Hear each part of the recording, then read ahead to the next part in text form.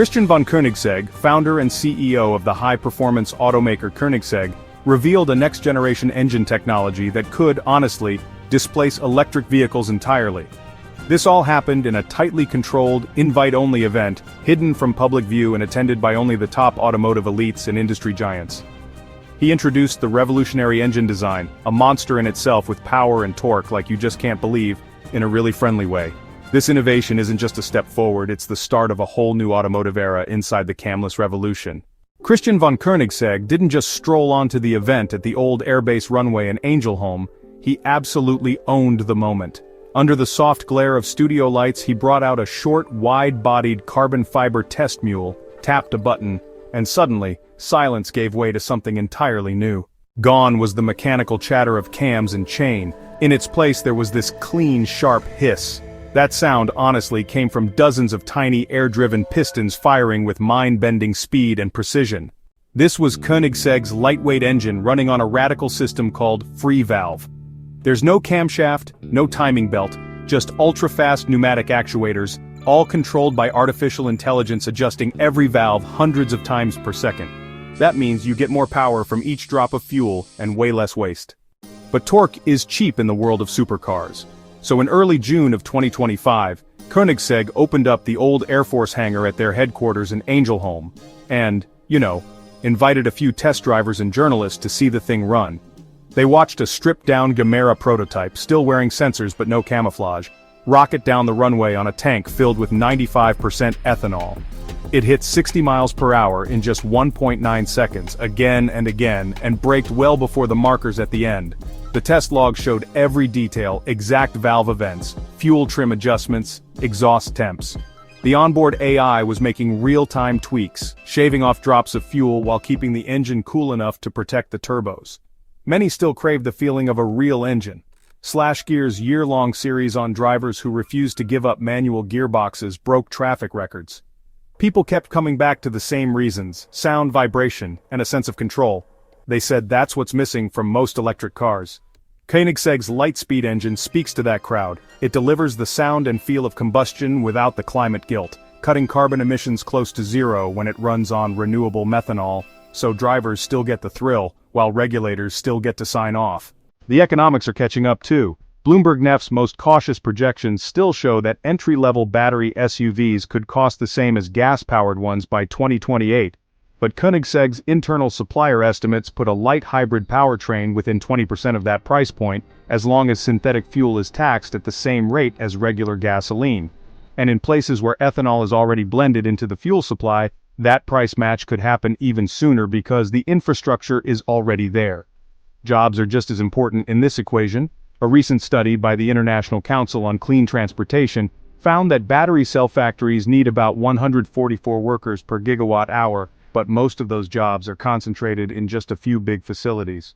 On the other hand, a camless retrofit strategy like Koenigsegg's spreads the work across existing engine plants, assembly lines, and dealerships, which keeps more people employed in more places. It's a model that unions in the US Midwest and lawmakers in Germany are now paying close attention to. They worry that if battery megafactories become the only game in town, jobs and value could drain out of their home region. Looking ahead, the data points toward a future of coexistence, rather than one technology beating all the others. Bloomberg Nef now expects global sales of electric passenger cars to pass 39 million per year by 2030, with battery vehicles eventually dominating the market. But the International Energy Agency's net zero roadmap shows the fastest emissions cuts come when small, high-city cars go electric, while heavier-duty vehicles in rural areas rely on ultra-efficient engines burning low-carbon fuels. That kind of mixed system lets each technology do what it does best instead of trying to force one solution on everything. Right now, the pieces are coming together. Governments are writing rules that allow any clean technology to compete. Automakers are investing in synthetic fuel plants just in case batteries don't go the distance. Drivers are still drawn to the emotional power of real engines, and the price gap between options is closing fast. Christian von Koenigsegg has long championed this very philosophy, asserting time and again that the future of automotive propulsion is not a monolithic path, but a diverse ecosystem. There's no need to pick just one path. This perspective fundamentally rejects the notion of a forced, industry-wide transition, arguing instead that innovation isn't a zero-sum game where one technology must vanquish all others to claim victory. The real triumph, the true mark of progress, is found in the proliferation of viable, clean choices that cater to a vast spectrum of human needs, desires, and circumstances. For some, the serene, instantaneous torque of a whisper-quiet electric motor will always represent the pinnacle of modern driving ideal for daily commutes and urban environments. For others, the raw, mechanical symphony and visceral engagement of a fierce, camless internal combustion growl, especially one powered by sustainable carbon-neutral fuels, delivers an irreplaceable emotional connection and a sense of involvement that batteries alone cannot replicate.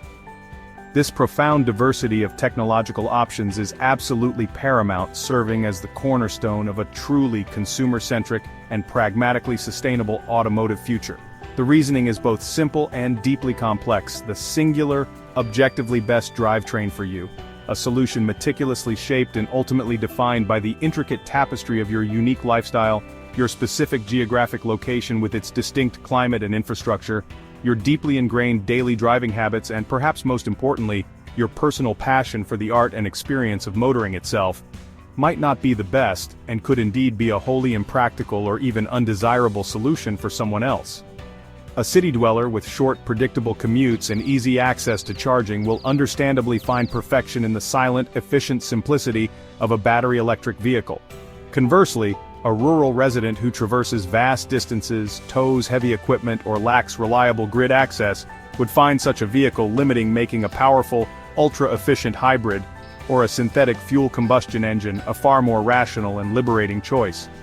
This fundamental truth was for years obscured by an industry narrative dominated by a rigid, binary, and often ideological all-or-nothing debate that sought to force a one-size-fits-all solution upon a magnificently varied market.